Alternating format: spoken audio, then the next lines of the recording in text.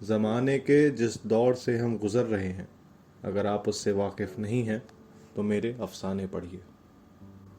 किसने सोचा था आज के समय में भी इस शख्स की कही हुई हर बात उतनी ही सच्चाई से चुभेगी। आज भी इनकी हर कहानी समाज के आईने को बखूबी दर्शाती है। मंटो एक ऐसे मशहूर लेखक थे जो अपनी लिखाई के लिए जितने ही आबाद थे उतने ही कुछ के लिए नाबर्दाश्त भी थे। इसीलिए उनका कहना था, अगर आप इन अफसानों को बर्दाश्त नहीं कर सकते तो इसका मतलब है कि ये ज़माना ही नाकाबिले बर्दाश्त है। मंटो एक ऐसा नाम जिसकी पहचान उनके विवादित अफसानों से करते थे लोग। एक तरफ जहां उन्हें समाज की सच्चाई बताने के लिए सराहा जाता था, वहीं उनकी लिखी कहानियों की निंदा भी बहुत की जाती थी। समाज की हर रूढ़िवादी सोच के खिलाफ खड़े रहने वाले मंटो ने हमेशा औरतों के हक के लिए आवाज़ उठाई।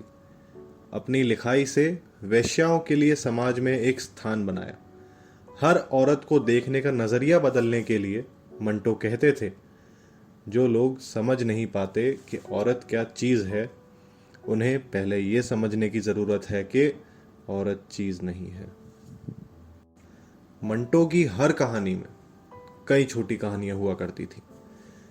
बंटवारे के वक्त की त्रासदियों से गुजरते लोगों ने जो सहा, हर कदम पर जो देखा, उस समय सआदत हसन मंटो से बेहतर कोई बयान नहीं कर सकता था।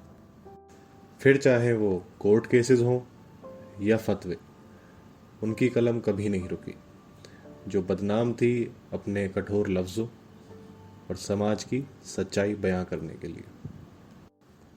मंटो ने जो जैसा पाया उसे वैसा ही दर्शाया। शायद इसीलिए उन्होंने अपने 43 साल के जीवन में जो भी लिखा, लोग आज भी उसे अब के समय से जोड़कर पढ़ते हैं।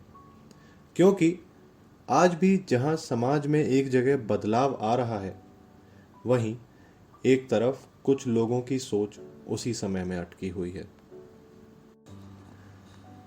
मंटो वो शख्स हैं जिनकी हर बात में गहराई और उसमें छिपा दर्द सराहनीय है। लोग जब उनकी लिखाई की गहराई में गए, तब वो मंटो को समझे और साथ ही उनकी कहानियों के कई भाषाओं में अनुवाद भी किए, जिसके चलते मंटो सिर्फ पाकिस्तान और हिंदुस्तान में ही नहीं, पूरी दुनिया में अपनी कहानियों के लिए चर्चित हुए। जिन समस्याओं को हम आज समझने की कोशिश करते हैं या उन पर बात करते हैं, मंटो ने उन सब पर तब लिख दिया था जब उनके बारे में सोचना भी गुनाह था।